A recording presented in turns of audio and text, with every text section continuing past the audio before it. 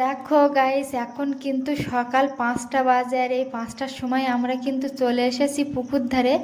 আর জেলেরা তো এসে গিয়েছিল, এসে তারপরে ফোন করেছিল তোমাদের দাদাভাইয়ের কাছে। তোমাদের দাদাভাই তাড়াতাড়ি করে এমন একটা চাবি এনেছে, গেটই খুলতে পারেনি, সে ঘরের চাবি নিয়ে চলে এসেছিলো। তো তারপরে আবার বাড়ি গিয়ে পুকুরের চাবি এনেছিল। তাড়াহুড়োতে মাথায় কাজ করে না এমন হয়েছিল, কারণ যেহেতু পুকুরের চাবি আর ঘরের চাবি একই, সেম সেম, একটু ছোট বড়, ওই জন্য বুঝতেও পারেনি। তো যাই হোক, আমরা তো চলেও এসেছিলাম। তারপরে এসে এইদিকে দেখো মাছ ধরে কিন্তু আমাদের শুরু হয়ে গেছে। আর 6:30টার দিকে কাঁটাই যেতে হবে, তো সেই কারণে এইদিকে দেখো তাড়াহুড়ো করে কিন্তু এখন জাল টেনে নেওয়া হচ্ছে। তো দেখো কত মাছ কিন্তু অলরেডি নড়াচড়া শুরু করে দিয়েছে। আর আমার তো খুবই ভালো লাগছে দেখে, যেহেতু এইসবগুলো দেখতে আমরা খুবই কম পাই। আর যখন অনেকগুলো মাছ একসঙ্গে এইসবগুলো দেখি না, তখন এত ভালো লাগে কি বলবো বন্ধুরা।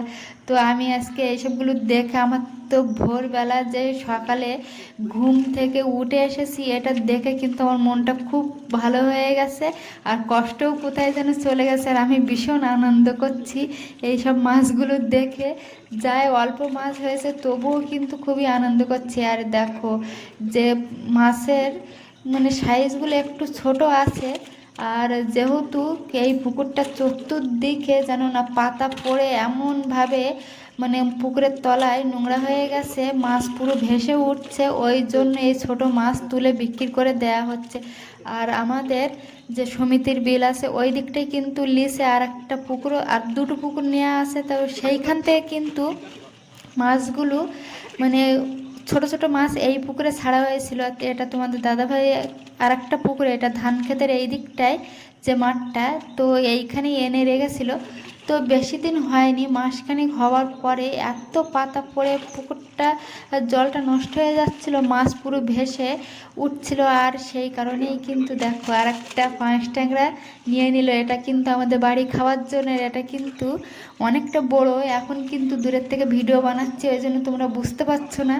আর তোমাদের জন্যই কিন্তু কষ্ট করে দেখো কোথায় বাগানের ভিতরে দাঁড়িয়ে দাঁড়িয়ে কিন্তু আমি ভিডিওটা বানাচ্ছি। তো দেখো গাইস, আর একটা পাঁচ ট্যাংরা কিন্তু পেয়েছে। তো ওই একটা পাঁচ ট্যাংরা ফেলে দেওয়া হবে, আর একটা নিয়ে নেওয়া হবে খাওয়ার জন্য।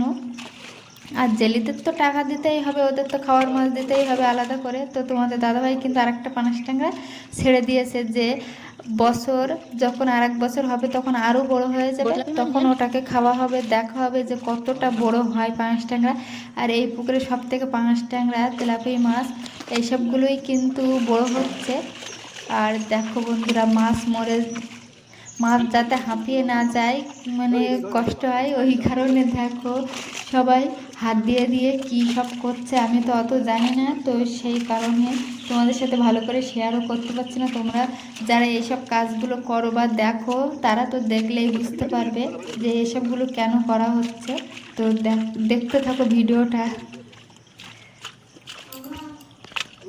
দেখো গাইস, আমি এখানে এসেছি তার একটা কারণও আছে।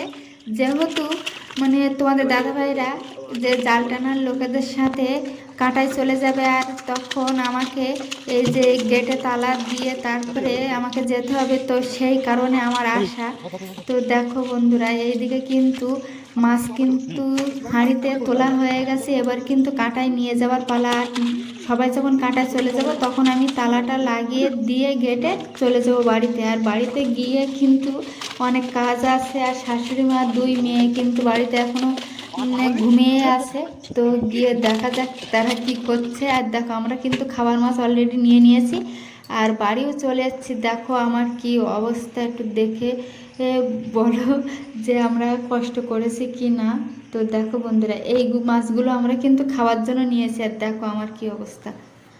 তো এখন ঝটপট এই মাছগুলো কেটে আবার রান্না করে নেই, না হলে মেয়েরা আবার স্কুলে যাবে, আর ওদের তো পরীক্ষা। তো সেই কারণে আমি এই মাছগুলো কেটে তাড়াতাড়ি ভেজে রান্না করে নেবো, আর ভাতও করে নেবো। আর এই দিকে দেখো পাঁচ ট্যাংরা মাছটাকে জাবিয়ে রাখা হয়েছে, না হলে সব মাছ একসাথে খাওয়া যাবে না। তো এই পাঁচ ট্যাংরা মাছটাকে সবজি ক্ষেতের ওইখানে কিন্তু ছেড়ে দিয়ে আসা হয়েছিল। আর ভিডিওটা কেমন লেগেছে অবশ্যই কমেন্টে জানাবে।